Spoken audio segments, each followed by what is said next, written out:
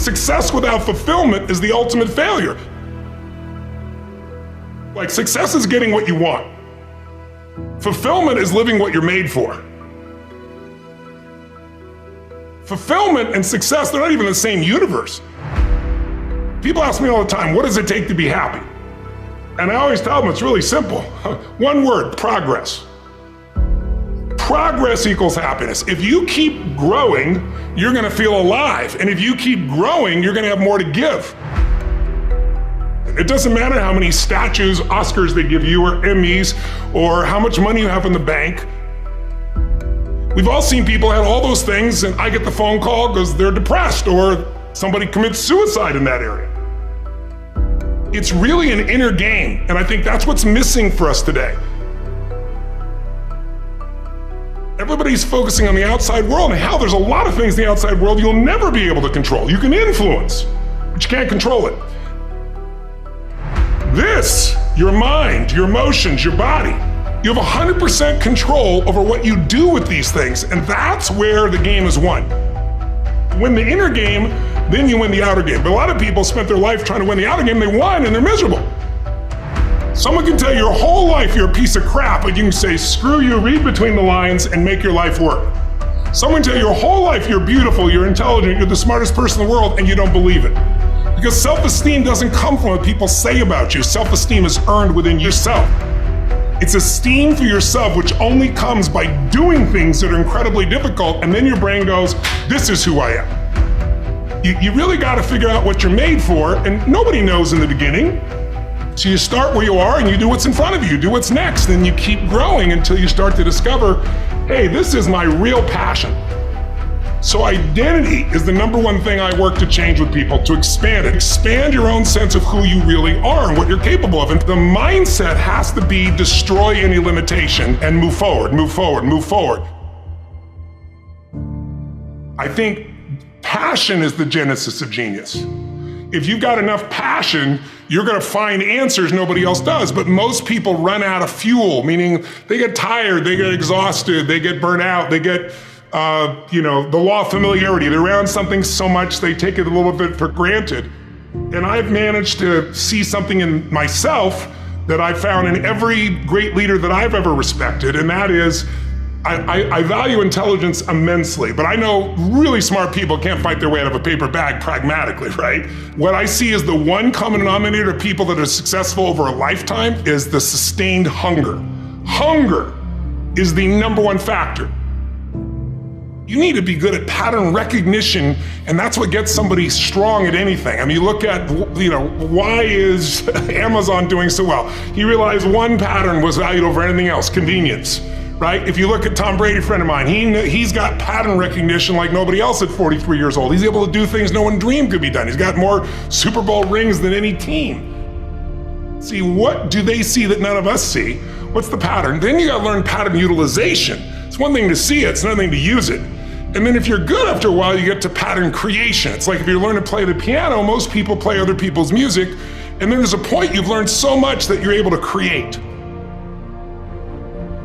really comes down to anyone can learn anything if it's important enough to you. So it's like my drive is not just for me. That wouldn't be enough because it's easy to meet your own needs. It's not that difficult. But if you can find something that you care about more than yourself, your daughter, your son, your family, your business, your mission, your community, whatever it is, that's really the secret to energy and vitality and strength and really learning. One of the things I want to do with people during this challenge is take things that seem so complex and make them so simple so you do it. Get it really simple, things you can do right now to change your life. You can go to experience it that day, and then you get momentum. Day 1, day 2, day 3, day 4, and all of a sudden now what used to be hard to do is easy to do. And I think for anyone, you gotta understand anyone can learn anything if you can just break it down to its simple core, and that's what I try to do most. And I'm just not willing to settle for a life without passion and aliveness. That's just like there's so much to learn, there's so much to grow, there's so much to give, and I'm wired to grow and give. And I think anybody gets wired to grow and give is gonna have a really fulfilling life. It doesn't matter what you choose to do, you're gonna be alive. A year ago, people thought we were coming out of, we got vaccines now, and we're coming out of COVID, and it's gonna be all over now, and people are excited. But now, after going through 2 years of this, there's a lot of people now that no longer have a compelling future. Like, people talking about New Year's resolutions, most people don't even have one. Because it's like, they never followed through anyway, right? But at least they had something to look forward to. They're starting to get into learned helplessness. Learned helplessness is when something is so bad over and over again, you start thinking the problem's permanent. No problem is permanent. Or you start thinking the problem's pervasive because I haven't handled my finances, my whole world's over. Or because my relationship's bad, my whole world's over. Your life is bigger than that. My goal right now is to shake that up for people. People need a new perspective, and you can't do it by just sitting and thinking. You gotta move your body, you gotta change your energy and your focus. But if I get you into a higher state of being, mentally, emotionally, physically, then all of a sudden you start remembering who you are and you start coming up with answers that you never even thought were possible before. The idea of remembering who you are is something incredibly powerful. There was a Batman cartoon where he gets amnesia and he gets put in like a camp, basically, a work camp, and he can't get out. And he feels stuck and weak and, afraid. And then something happens, I don't remember what, triggers his memory. And he remembers that he's Batman. Just in remembering that he's Batman, he then takes the actions to fight his way out. And look, I know it's a cartoon, but that has always resonated with me. And whenever I'm feeling anxious about something, I always tell myself, remember who you are.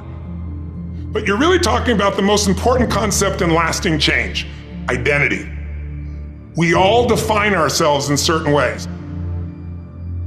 So you start where you are and you do what's in front of you, do what's next, and you keep growing until you start to discover, hey, this is my real passion. And it can change. People go for 5, 6, 7 years and then they usually question their business, their career, their body, their relationships. And then one of two things happens. They change direction and feel renewed, or they go, no, I got a great deal here. What the hell's wrong with me? And they recommit and they get stronger. But that's life. And if you don't grow, I don't give a damn how much you got going for you, you're gonna be miserable. I think as early on I realized that, one of the things you have to understand about life is everything changes and everything ends. And that kind of sounds heavy on the front end, but it's a truth. If everything changes and everything ends, number one, it should make you appreciate what you have right now. And then my view is what's next is always better.